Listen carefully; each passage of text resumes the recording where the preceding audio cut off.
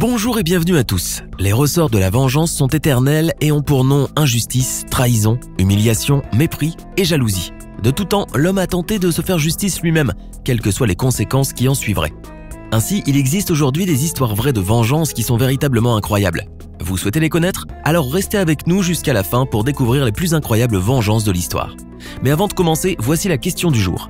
Qui est l'auteur du roman épistolaire Les Liaisons Dangereuses? Est-ce option A, Marivaux? Option B, le marquis de Sade? Option C, Pierre Choderlos de Laclos? Donnez la bonne réponse dans les commentaires et nous verrons en fin de vidéo si vous avez eu raison.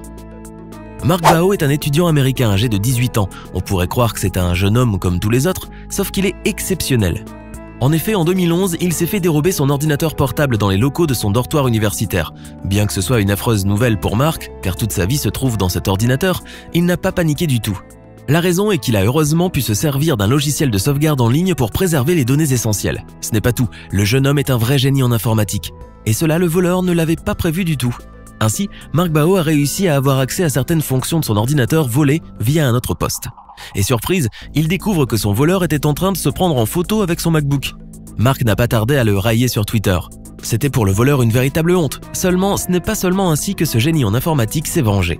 Ce qu'il a fait est bien plus incroyable. Lorsqu'il a réussi à trouver la trace de son voleur, Mark n'a pas hésité à publier sur YouTube une vidéo du voleur en train de danser d'une manière très hilarante. Sans tarder, Mark a écrit sur Twitter « La vidéo est en ligne. C'est le mec qui m'a volé mon MacBook Air il y a quelques mois. Il fréquente la même école que moi et il vit juste quelques étages au-dessous de chez moi. » Il faut croire qu'après un tel coup, le petit voleur s'est véritablement fait humilier. Tout le monde a su qu'il n'était qu'un voleur en plus d'être ridicule en dansant.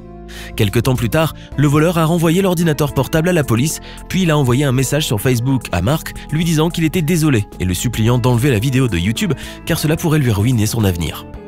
Après cela, Mark Bao s'est exprimé en disant qu'il n'était pas rancunier, mais qu'il n'était pas pour autant très sûr de supprimer la vidéo de sitôt.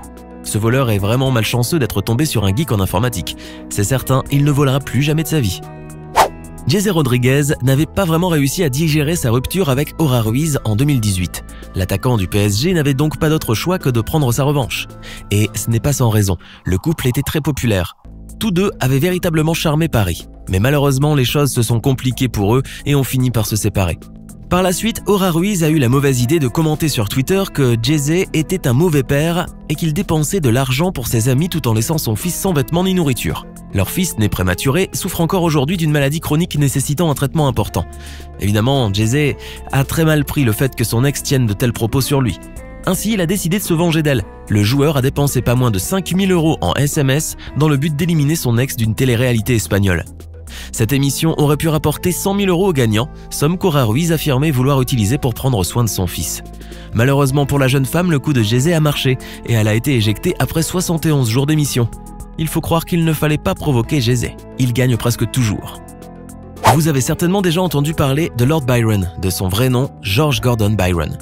C'est l'un des plus grands poètes britanniques du XVIIIe siècle. Il représente une figure de proue du romantisme de la langue anglaise.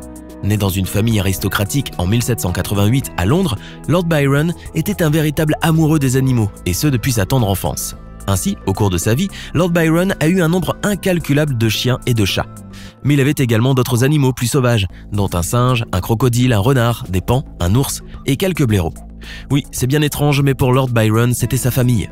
Par ailleurs, entre 1805 et 1808, Lord Byron a fréquenté le Trinity College de Cambridge. À cette époque, les chiens n'étaient pas autorisés à entrer dans l'enceinte de l'université. Ainsi, Lord Byron s'est retrouvé dans une situation délicate, car il a tenté de le faire rentrer, et bien évidemment, le chien n'a pas été accepté. Il faut croire que Lord Byron est devenu véritablement fou furieux. Il a décidé de se venger. En effet, puisque les chiens ne sont pas acceptés, Lord Byron a décidé de ramener avec lui à l'université son ours. Oui, vous avez bien entendu, on peut imaginer à quel point tout le monde fut effrayé. Évidemment, on a tenté de dire à Lord Byron que les ours non plus ne sont pas acceptés. Sauf qu'aucune règle de l'université ne stipulait que les ours étaient interdits. Bien sûr, il y a eu ce jour-là une très grande dispute entre le poète et les autorités. Lord Byron s'en est sorti gagnant et bien vengé. Et pour combler le tout, Lord Byron a demandé à ce que son ours devienne étudiant à l'université uniquement pour se moquer des autorités. Leanne Chump était une jeune femme qui avait l'habitude de se nourrir quotidiennement chez McDonald's et dans d'autres fast-food. Pour elle, il s'agissait d'un réconfort, d'un bien-être. Sauf qu'elle se trompait et son mari a fini par ne plus aimer son mode de vie. En effet, ce dernier avait une liaison avec une autre femme et se justifiait en évoquant le surpoids de Leanne. Toutefois, lorsqu'elle a pris connaissance de cette tromperie, la jeune femme a décidé de se concentrer sur son propre bonheur. La première chose qu'elle a faite était évidemment de quitter son mari. Ensuite, elle a changé radicalement son style de vie en mangeant des repas sains et en faisant beaucoup de sport. Alors qu'elle pesait 127 kg, Leanne Champ a réussi à atteindre son objectif ultime.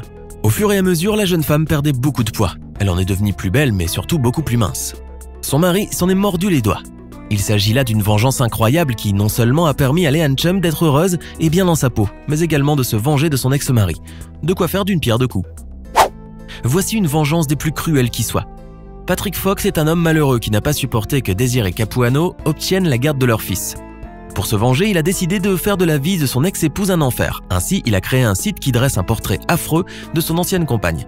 En effet, sur son blog, il dépeint Desiree comme une mauvaise mère et comme une femme qui consomme des substances illicites. De plus, il dit qu'elle est raciste, narcissique et maltraite les enfants. Évidemment, Desiree nie tous ses propos et probablement son mari Fox a tout inventé.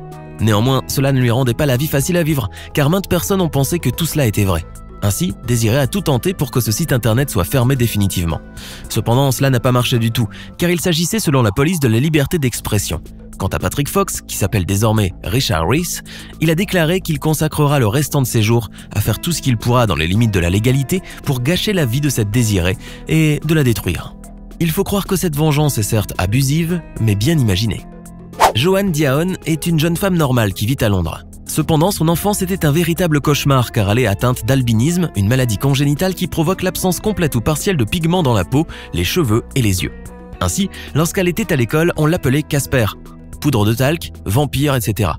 Des noms qui blessaient profondément Joanne au point qu'elle ne trouvait plus aucune raison de continuer à vivre dans ce monde. Heureusement, cette jeune femme a été assez forte pour continuer à affronter ses bourreaux. Certes, elle est tombée dans la dépression et pleurait tout le temps, mais elle avait quand même l'amour de ses parents et le soutien de sa famille qui l'a beaucoup aidée. Par ailleurs, elle regrette que les différents établissements scolaires où elle était n'aient rien fait au sujet de l'intimidation dont elle était victime.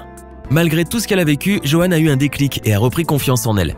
Et pour clôturer le tableau, sa vie a changé quand en 2016, elle fut approchée par un photographe professionnel lui proposant un shooting. Par la suite, Joanne a été remarquée et a fini par devenir mannequin. Depuis, elle travaille avec des marques qu'elle admire. Désormais, le monde de la mode se l'arrache. Ainsi, Joanne est aujourd'hui une personne qui est très bien dans sa peau et qui est surtout très heureuse. Il faut croire qu'elle a eu une revanche parfaite de tous ceux qui l'ont maltraitée, insultée et tournée en dérision. Voici maintenant le roi du spam, Alan Ralski. Alan était un entrepreneur américain et maîtrisait parfaitement bien le spam dans les années 2000. Il avait 190 serveurs disséminés aux quatre coins de la Terre. Chacun d'entre eux était capable d'envoyer jusqu'à 65 000 emails par heure. C'est énorme. De plus, il disposait de près de 250 millions d'adresses email valides, régulièrement mises à jour et vérifiées. Ainsi, il envoyait tous les jours des tonnes d'emails pour plusieurs entreprises. Avec le temps, il est devenu extrêmement riche. En effet, il a pu s'acheter une très belle villa de 743 mètres carrés et mener une vie somptueuse. Il pouvait vraiment avoir tout ce qu'il désirait puisqu'il était devenu millionnaire. Mais il n'allait pas s'en sortir comme ça. Un jour, une personne a réussi à trouver l'adresse physique du roi du spam. Et il n'a pas fallu longtemps pour qu'Alan Ralski se trouve dans l'œil du cyclone. En effet, à son insu, ses coordonnées postales ont fait leur apparition dans un nombre incalculable de bases de données marketing. Quelques jours plus tard, sa boîte aux lettres s'est retrouvée inondée d'offres spéciales, de catalogues, de concours, etc. Ainsi, le grand spammeur s'est retrouvé lui-même spammé. Fou de rage, Alan s'est exprimé en disant que c'était du harcèlement. Ce qui a été bien amusant pour tous ceux qui s'étaient fait spammer par Alan Ralski.